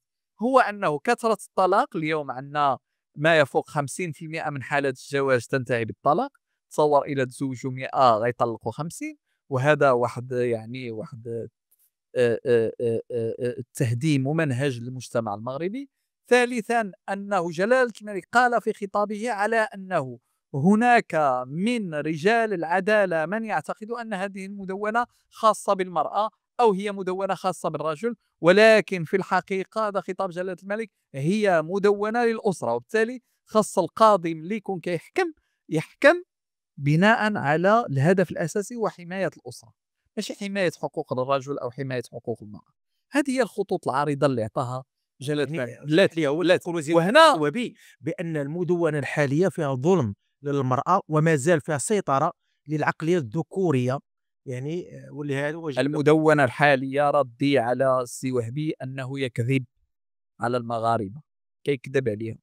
المدونة الحالية فيها ظلم كثير للأسرة، وهذا هو التنبيه جلالة الملك. راه دمرت العديد من الأسر ودمرت العديد من الرجال. ما معنى أن الرجل ما يقدرش يشوف ابنه إلا أو بنته إلا مرة في الأسبوع ساعات ولساعات محددة؟ من أين جئنا بهذه الثقافة؟ وإحنا كمغاربة حضور الأب حضور أساسي في التربية الأسرة ديالو. كيف يعقل أن نربي أسرة الأب مغيب فيها؟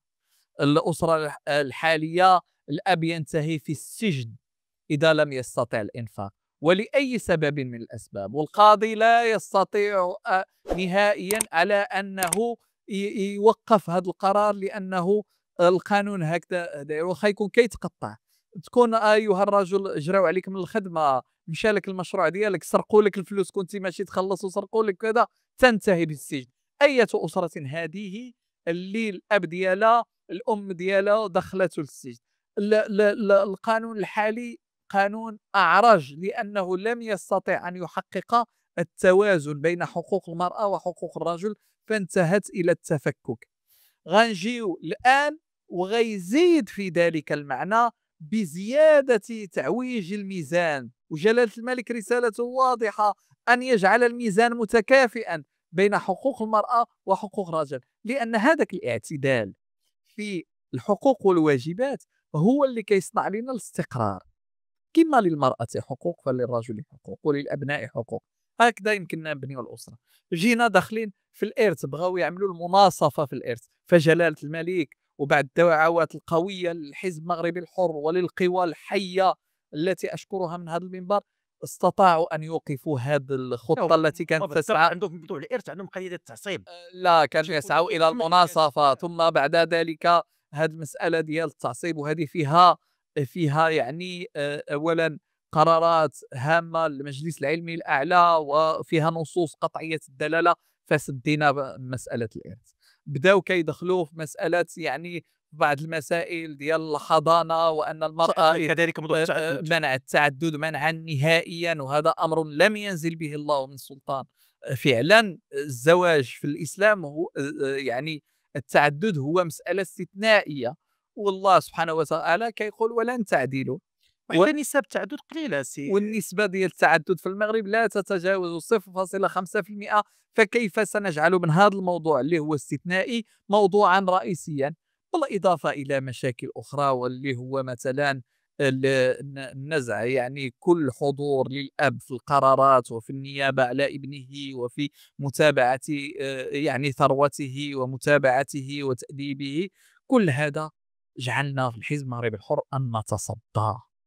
أن نتصدى لهذا الشيء بكل ما أوتينا من قوة، وبكل يعني الفروعنا في المناطق وفي المغرب، وبالمذكرة التي رفعناها إلى هذه اللجنة، واللي حنا دخلنا ووهبي هرب لأنه ما قدرش يسمع إلى مواقف اللجنة. نهار تقدمتوا انا نهار استخدم هرب لأنه ما قدرش يواجه. شفنا الصور يعني استقبل احزاب سياسيه استقبل. حنا ما استقبلناش، لأن حنا كنقولوا ما يريده المغاربة بمدونة متوازنة وما يسعى إليه جلالة الملك بمدونة تحمي حقوق الأسرة، فلم يستطع أن يجلس أمام وفد الحزب المغربي الحر، ولكن جلسنا السي عبد النبوي المحترم وباقي أعضاء اللجنة، وأهمهم السي أعضاء المجلس العلمي الأعلى. وهنا قلت لهم السفلة. وهنا واحد الواقعة مهمة خصني نوقف عليها، هو أنهم اللي جينا قال لك اودي كانت باقي في الاول بغاو مدونه مدنيه، كان هذا الطرح طرحاته المجلس الوطني لحقوق الانسان، بغاو مدونه، وانا نقول لها استاذه كانت حاضره، قلت لها عياش. الاستاذه عياش، قلت لها استاذه هاد المدونه المدنيه واش غيكونوا فيها حتى المغاربه اليهود، لان المغاربه اليهود عندهم مدونه ديالهم، هي المدونه اليهوديه اللي فيها المواريث وكاين حتى المحاكم، وكاين حتى المحاكم العبريه. وخصك تعرف بان الارث عند اليهود المغاربه واليهود عبر العالم، راه المراه احيانا لا ترث، واحيانا الابن الاكبر يرث كل تركه، واشياء يعني واشياء نقاش في هذا الموضوع. ما كاينش نقاش. هما كيشوفوا غير الغالبيه المغاربه الذين ينتمون الى الديانه الاسلاميه قال لك حقا محرومين من الارث. وشكون تشكى عليهم هاد الناس هادو، ولماذا يوظفون نفسهم اوصياء على المغاربه؟ فقلت لها اودي واش غنديروا مدونه مدنيه واحده فيها جميع المغاربه، او غنعملوا او غنحيدوا المرجعيه الدينيه من المدونه ديال المغاربه المسلمين، ونخليو المغاربه اليهود يدخلوا الجنه لان علاقتهم بدينهم غتبقى مزيانه، والمغاربه المسلمين غندفعهم لجهنم. شدات هذيك النقطه وكتبات قالت، وبديت كنعطيها بعض المسائل اللي في الارث ديال اليهود، فتفاجات فبهت. هادشي اللي كاين. السي اسحاق الوقت معك كيمر بسرعه، ولابد انني نسولك على 3 شخصيات كدأبنا في كاع الحلقات ديال بودكاست كلام في الصميم. الشخصيه الاولى الامير مولاي الحسن. اولا شكرا على هذا السؤال. انا عندما اراقب ولي العهد مولاي الحسن فعلا احس باطمئنان وبثقه كبيره في مستقبل المغرب، وكذلك أقول بدون شك على أن جلالة الملك محمد السادس حفظه الله قد نجح نجاحا باهرا في تربية ملك المستقبل بعد عمر طويل. أراقب يعني ولي العهد في ثلاثة ديال المحطات المحطة الأولى عندما يكون مرتديا للباس العسكري في الأنشطة العسكرية، وألاحظ صرامته، وألاحظ دقة أدائه ل يعني التحية العسكرية وللحركات العسكرية، فأجد أن تلك الصرامة يحتاجها مغرب المستقبل المليء بالتحديات في عالم يعني صعب جدا وفي تقلبات دولية، فأكون مطمئنا. المسألة الثانية هي عندما يكون قريبا من والده في أداء الصلوات يعني وإلى في الأعياد والمناسبات، وكيفية تعامله مع والده جلالة الملك حفظه الله. يعني كتحس على أن ذاك الابن البار القريب من والده، وتحس فعلا أن هذا الحنو وذاك طريقة التعامل ديالو مع والده سيكون لها عامل إيجابي في مستقبل رجل يعني فيه من الصرامة وفيه كذلك من الأدب وفيه من الاحترام للكبار. الثالثة في بعض ردات الفعل يعني السريعة، إما في بعض لقاءاته الدبلوماسية أو عندما يكون إلى جانب والده، والتي تذكرني بالمغفور له الحسن الثاني الذي أولا كيتشارك معه في واحد الشبه، وربما يشترك معه في ردات الفعل اللي كان كاريزما. الكاريزما، وفي ردات الفعل النباهة والسرعة. وهذا الشيء كلها عوامل كتجعلنا أولا نهنئ جلالة الملك محمد السادس على حسن تربيته، ونكون مطمئنين على مستقبل المغرب. الشخصية الثانية الساهر على استقرار وأمن المملكة، سي عبد اللطيف الحموش. السي عبد اللطيف الحموشي، أولا أهنئه يعني بالذكرى السنوية لتأسيس الأمن الوطني. والسي عبد اللطيف الحموشي لم يعد يحتاج صراحة إلى سياسي مثلي أن يعطي فيه أو يرمي عليه الورود، لأن اليوم كل المؤسسات الدولية ودول العالم أصبحت تعترف بالنجاحات الباهرة التي حققتها المؤسسة الأمنية، بحيث أنها استطاعت أمام هذه التحديات اللي كيعرفها العالم، الإرهاب، الجريمة، أنها تنجح في أن تحمي المغرب من كل هذه التقلبات ومن كل هذه المؤامرات والسعي إلى التحكم في الدول عبر إما نشر الفتن وإما عبر وسيلة الإرهاب. استطاع يعني بفضل النجاحات ديال هذه المؤسسة والسيد المدير أنه يرقى بها إلى درجة مؤسسة عالمية تحقق نجاحات في حفظ وحماية أمن المغاربة. ولا شك أن هذه النجاحات تجلب العديد من